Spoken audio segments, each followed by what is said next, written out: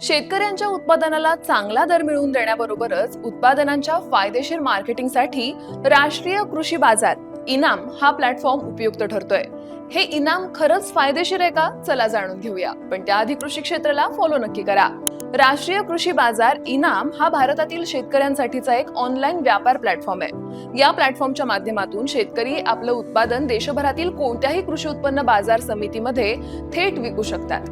या योजनेमुळे शेतकऱ्यांना आपल्या शेतीमालाला चांगला भाव मिळण्यासाठी मदत होते आणि त्यांच्या उत्पादनात वाढ होते।